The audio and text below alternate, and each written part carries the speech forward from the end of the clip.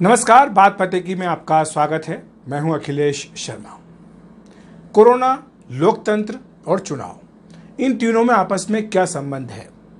ये तीनों ही चीज़ें भारत के लिए काफ़ी महत्वपूर्ण हैं, क्योंकि भारत सबसे बड़ा लोकतांत्रिक देश है। भारत में कोरोना भी इस वक्त सबसे ज़्यादा मामले सामने आ रहे हैं और भारत में हाल ही में चुनाव भी हुए हैं। तो इसीलिए भारत के लिए ये तीनों ही बातें खासी महत्वपूर्ण हो जाती हैं।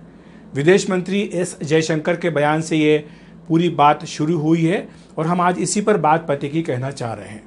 विदेश मंत्री जयशंकर, जो कि लंदन गए हुए हैं, वो G7 की बैठक में हिस्सा लेने के लिए वहाँ गए हैं। उन्होंने समाचार एजेंसी ANI को एक इंटरव्यू दिया। उसमें उन्होंने ये कहा है कि जब लोग ये कहते हैं कि चुनाव क्यों हो रहे हैं भारत में कोरोना महामारी के बीच में, तो इस पर उन्होंने जवाब दिया कि भारत एक लोकतांत्रिक देश है। अगर लोकतांत्रिक देश में चुनाव नहीं होंगे तो फिर कहाँ होंगे? जाहिर सी बात है कि सवाल जायज़ है कि भारत इस बात पर गर्व भी करता है कि भारत में एक फलता फूलता लोकतंत्र है जो पिछले 70 साल से अक्षुण्ण है।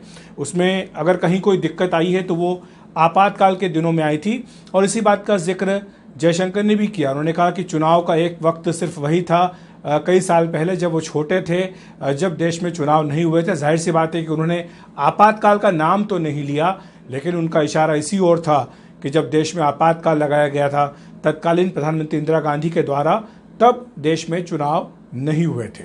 तो यानी इसके अलावा पूरे समय पे देश में हर समय चुनाव होते आए हैं जब भी उनका समय आया है। तो ऐसे वक्त पे जब कोरोना महामारी चल रही है तो चुनाव क्यों ना हो, ये बात विदेश मंत्री की ओर से कही गई है। बात सही है, क्योंकि अगर आप लोकतांत्रिक देश हैं, अगर आपको एक कैलेंडर फॉलो करना है, आप जानते हैं कि आपकी जो लोकसभा है उसका कार्यकाल 5 साल के लिए है, आपकी जो विधानसभा है उसका कार्यकाल 5 साल के लिए है, जो स्थानीय निकाय हैं उनके चुनाव भी आपको तय समय पर कराने होते हैं। अगर आप नहीं कराएं तो कई बार इसमें अदालतें भी दखल देती हैं। जैसा हमने देखा उत्तर प्रदेश में, जब पंचायत चुनाव जब नहीं हो रहे थे तो इलाहाबाद हाईकोर्ट को ये कहना पड़ा कि आप पंचायत चुनाव कराइए।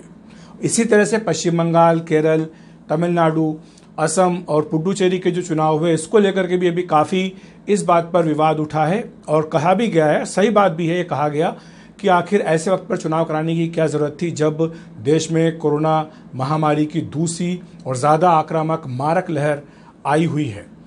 और हमने देखा भी कि चुनाव के दौरान जो बड़ी बड़ी रैलियां आयोजित की गई, वो चाहे प्रधानमंत्री नरेंद्र मोदी की ओर से हो, गृहमंत्री अमित शाह की ओर से हो, बीजेपी अध्यक्ष JP नड्डा की तरफ से हो, या बड़े नेताओं के रोड शो हो, ममता बनर्जी के, या दूसरे राज्यों में आप देख लें बाकी विपक्षी दलों के नेताओं के, राहुल गांधी की, या केरल में आप देख लीजिए तो वहाँ पर जो मुख्यमंत्री उनकी रैलियाँ। तो इस तरह हर जगह हर राज्य में रैलियाँ ज़बरदस्त तरीके से देखी गई, रोड शो देखे गए जहाँ पर कि सोशल डिस्टेंसिंग को लेकर के सवाल उठाए गए कि वहाँ पर सोशल डिस्टेंसिंग क्यों नहीं हुई।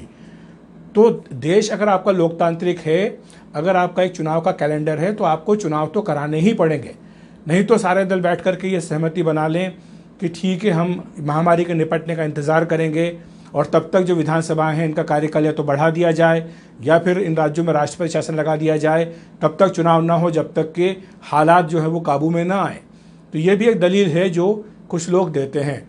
वो ये भी कहते हैं कि अगले साल आपके उत्तर प्रदेश में, उत्तराखंड में, पंजाब जैसे राज्यों में चुनाव होने हैं, तो आप अभी से तय कर लीजिए कि अगर तीसरी महामारी का खतरा है, आने वाला है, तो फिर तब आप क्या करेंगे। क्या आप अभी से तय कर लीजिए कि आप उत्तर प्रदेश में क्या या तो इस सरकार को आप एक्सटेंशन देंगे या फिर विधानसभा भंग करके राष्ट्रपति शासन लगाएंगे।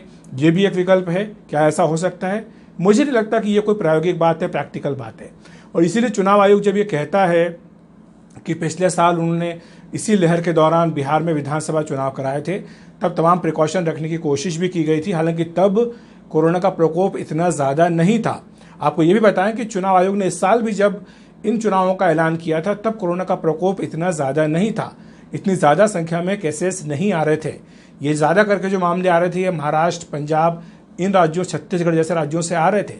तो इसके बावजूद चुनाव आयोग ने अगर चुनाव के कार्यक्रमों का ऐलान किया तो शायद ये सोच करके किया होगा कि ठीक है, हो सकता है कि महामारी इतनी ना हो। लेकिन जब बीच में ही एक के बाद एक मामले बढ़ने लगे, तेज़ी के साथ हर राज्य में मामले आने लगे, दिल्ली में, दूसरे राज्यों में हमने देखा कि किस तरह से तेज़ी से मामले बढ़ रहे हैं, तो चुनाव आयोग के ऊपर सवाल उठाया गया।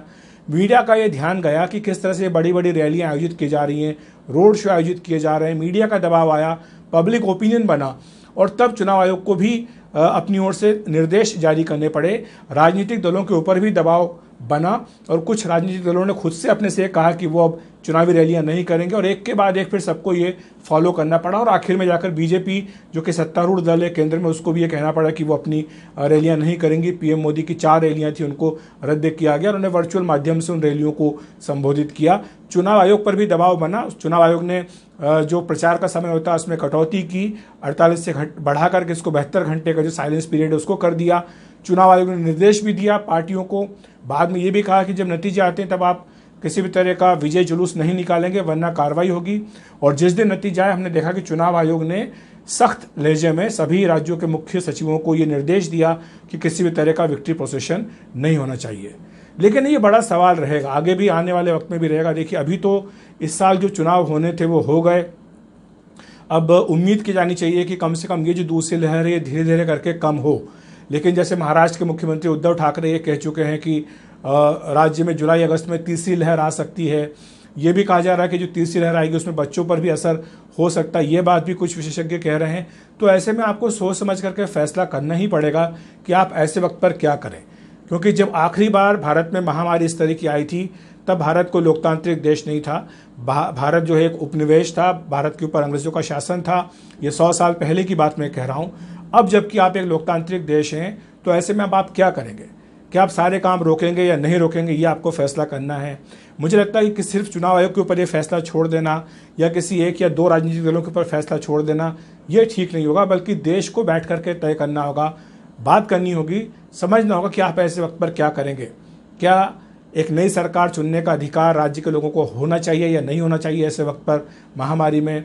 क्या एक नई सरकार ऐसी जो मैंडेट लेकर के आए लोगों का, अगर लोगों को ये लगता है कि जो मौजूदा सरकार है ये विफल रही है इस महामारी से निपटने में, तो नई सरकार आएगी, तय समय पर आएगी, उसका जो कार्यकाल है उसमें देखा जाएगा कि वो ठीक से निपट पाती है नहीं निपट पाती है।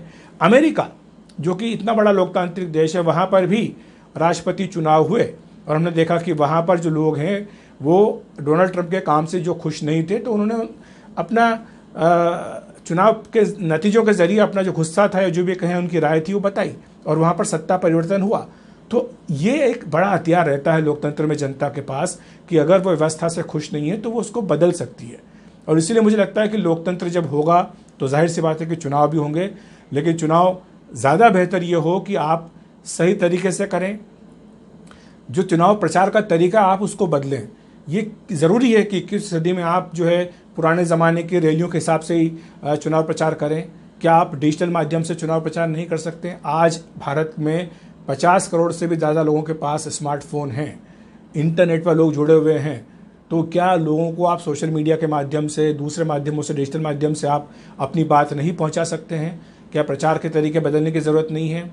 क्या मतदान का तरीका बदलने की ज़रूरत नहीं है? क्या ज़रूरी कि व्यक्ति को फिजिकली पोलिंग बूथ पर जाना पड़े, लाइन में लगना पड़े? अगर महामारी का दौर है, अगर आपको चुनाव भी कराने हैं तो आप कम से कम ये तरीका बदल सकते हैं। इस पर आप विचार कर सकते हैं कि क्या कोई व्यक्ति अपने घर से बैठकर वोट नहीं डाल सकता है?